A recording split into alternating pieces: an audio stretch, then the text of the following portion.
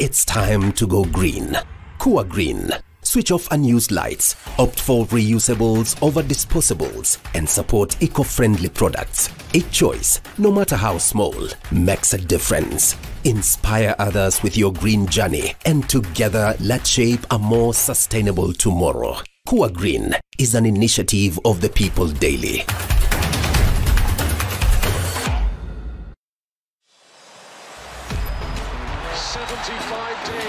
Since the last day of last season, we are ready to do it all again. Phil Foden is having the season of his life. Brilliant! Just brilliant!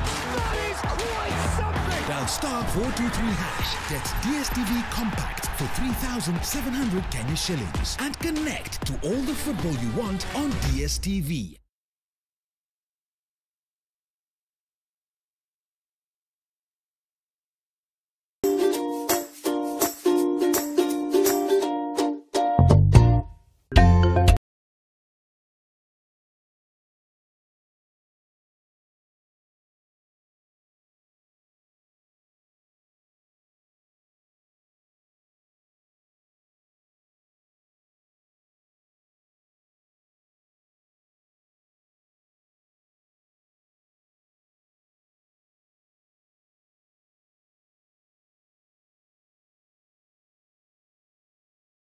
Welcome back to Kilimo na Biashara Show, and well, thank you so much for staying with us. And if you're a farmer hoping to try a new crop, or a foodie hoping to try something different, then this is the show for you. Look at this. This fruit is truly unique, and I promise I've never seen it in my entire life. And we have our agronomist here today. Kamau, how are you doing? Fine, thank you. What is this fruit? Let's begin there. This fig fruit. So it's the famous fig tree in the Bible. Yeah. The fig tree. It's a fig tree. Yeah. So tell me about this. It's an exotic fruit. Commonly now we are saying it's an underutilized fruit in Kenya. A rare crop, and the times that I've seen it in Kenya, I've seen it as a dried fruit, imported, or a fresh fruit, also as imported. Come also, before we talk about other underutilized fruits that you have in this farm, tell me more about this fig tree. Fig should grow upright, but now because of a poor management, it wasn't well pruned at the right time. So naturally fig should grow upright, and it should be pruned more oftenly. So even the width, it's not supposed to be this wide? No, it's a fruit that you can manage on the size, the length and the height that you would like to have in your farm. Is it part of underutilized fruits? Yeah, this is underutilized fruit. Tell me more about these underutilized fruits. We have fruits like the gooseberries, the Sharon fruit or the persimmon. Sharon? Yeah. We have Brazilian cherry, we have strawberry guava, we have Brazilian guava, we have soursop, we have chestnut, we have white sapote. Yeah, numerous, a dozen of fruits. So what are some of the management practices, especially when it comes to these unique fruits, from cherry guava to Brazilian cherry and many others, including even this fig tree? Well, it's one of they're one of the crops that requires risk management. For this one, you only need a good feeding and just a few points on, just a few measures to prevent pests. On diseases, I haven't experienced much, but only with pests, which is very normal when it comes to a crop. We'll talk about the feeding, but now tell me first about the soil and where will these trees grow? Well, with my experience, I've done this in a few places in Kenya. And like where? So I've done, like for the case of figs, I've done in Migoli, I've done in the highlands of Kenya, like in Murang'a, both in highlands and the lowlands. And now in this, we are in the ASL, the semi-arid. No, this is arid, here in Athi River.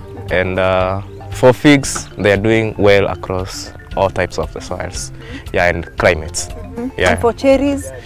For the cherries, for them too, they are doing very well across all the climates. So there is no specific soil whatsoever for this? No. Now take me through the feeding regime. Manure and just a few of... Organic manure or what? Yeah, organic manure, farmyard manure, cattle manure, sheep and goat, and we also do poultry. Come on now, I'm just curious, do you normally propagate them or you plant them by seed?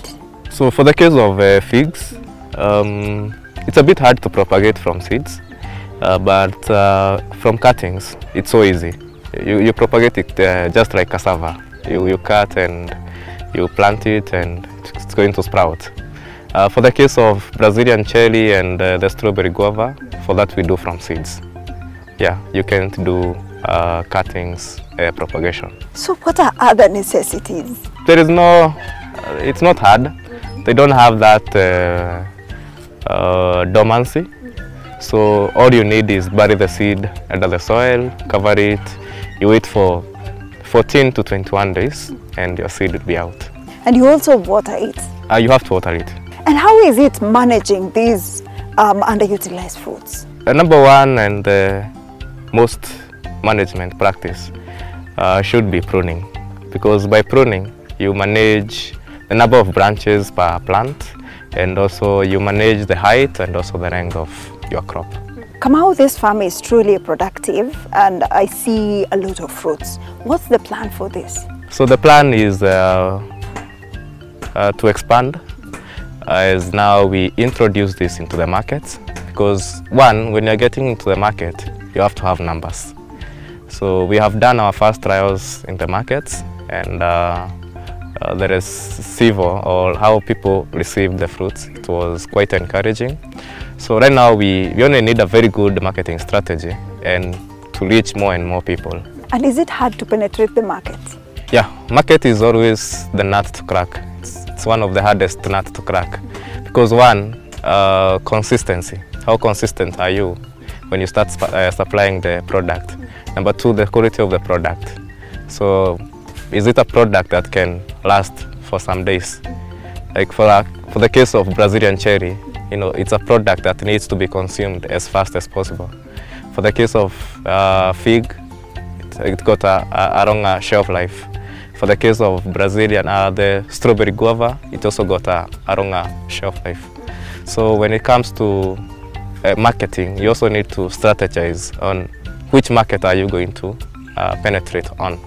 For the case of Brazilian cherry, you need to get a market, a fast-moving market. Because again, you don't want a client buying your fruits and they are buying the fruits while they are spoiled. And how is the market? How much do you sell? Well, they are expensive. These fruits are expensive. If we classify them by pallets, because that's how we pack them. For the Brazilian cherry, it goes from 100 to 300 or 400 per pallet. A pallet of how many? 200 grams. For the strawberry guava, that will go for around 150 to 300 or 400. That also depends. That is on a 250 grams pallet. So when you look at the capital invested and the returns, does it balance? Yeah, because well, for this farm, according to the main idea of our mom, she grew the crops for her own consumption and whatever was in surplus to sell. And basically that's how farming should be, especially in fruits farming. You know, you farm what you can consume and what you can share with others. Yeah, so because especially for the new fruits, people will believe when you eat first. With all these fruits, have you even thought about value addition, or are there other ways aside from just consuming? Talk to us about what other things can be done with these fruits. Yeah, value addition can be done. Like for the figs can be dried and they will fetch more. For the Sharon fruits or the pesmon, they can also be dried. For the guava, it can be turned to juice or a jam or sauce. For the Brazilian cherry, it can also be turned to jam and sauce. Yeah, just like tomato sauce. Is it a market that you would like to tap into in the future? Yeah. There is a company that I'm trying to work with. They are still in the establishment, so they are really trying to get different flavors of natural fruits. Like for our first trial we did with gooseberries, but we don't have them in this farm. So the second and the third trial we'll be doing using the Brazilian cherry and also the strawberry guava. Well, that's the way to go. But tell me, what are some of the nutritional values, especially for these underutilized fruits? Well, these fruits, they carry great value. Actually, that's why they are not really available in the market. You know, the greater the value, the expensive they are. If you get two figs, well, if you open the fig, I say it has the both male and female reproductive shape, which means it's good in male and female reproduction health. If you look at the Brazilian cherry, very rich in antioxidants and vitamin C's and the rest. So when it comes to cleaning your body, they are top notch. Guavas, they are very rich in vitamin C. So boosting your immunity, top notch. When you go to Sharon fruit, it's a very good fruit when it comes to controlling diabetes. It's actually it's one of the most recommended fruit when it comes to controlling diabetes. Kamau, now your parting shots on underutilized foods, the future of underutilized foods, what should be done from where you sit? Well, with the current world that we are living in, having dietary diseases, the only way out is by eating fruits. The only way to maintain our health is by eating fruits. So when we have an orchard where you have figs, you have the persimmons, you have the strawberries, you have the strawberry guavas, you have the gooseberries, it's going to be a game changer when it comes to keeping people healthy. Yeah, it's also a way of heritage. You know, a home without fruits is not a home. Wow, and what a way to end the show. Thank you so much, Kamau. We truly appreciate you.